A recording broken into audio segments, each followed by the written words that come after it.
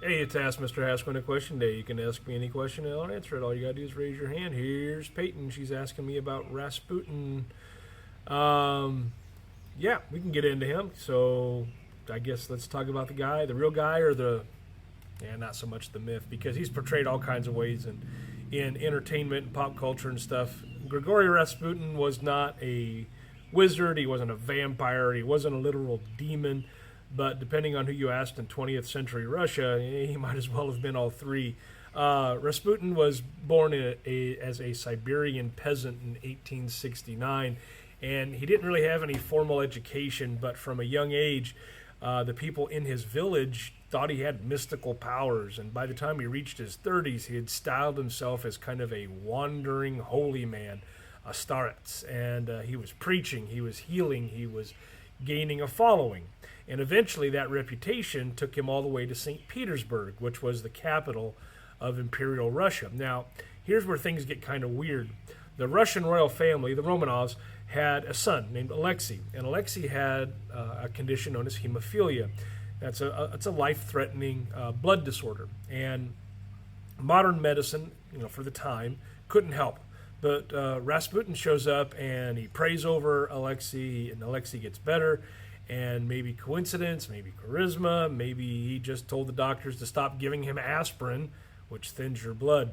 But the Tsarina, Alexandra, believed that Rasputin had this divine power, And what did that give him? Well, it gave him access, and serious access. And Rasputin starts whispering in the ears of the royals, recommending appointments, influencing decisions, especially to Nicholas II, the last Russian Tsar. And Nicholas begins to grow more distant and distracted, especially while, with World War I kind of going on. And so things are not so great at home. So to the public and to the nobles, Rasputin becomes kind of a symbol of everything that's wrong with the monarchy. It's corrupt, it's immoral, and it's completely and totally out of touch. And he was rumored to be sleeping with the Queen Alexandra and throwing orgies and manipulating ministers. And most of it was greatly exaggerated, but, the damage, the public relations just wasn't there. And then, bang, assassination. A group of nobles decide that Rasputin has to go. And in December of 1916, they invite him to a palace. They poison him, and the poison doesn't work. So what do?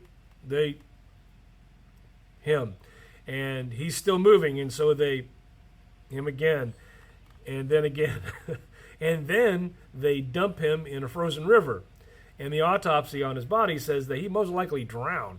So his death becomes a metaphor for like the dying Russian Empire. It's violent, it's chaotic, it's full of secrets, and within months the Tsar is overthrown, and within 2 years the whole royal family is and Rasputin didn't cause the Russian Revolution, but he was a symptom of the empire's, rot.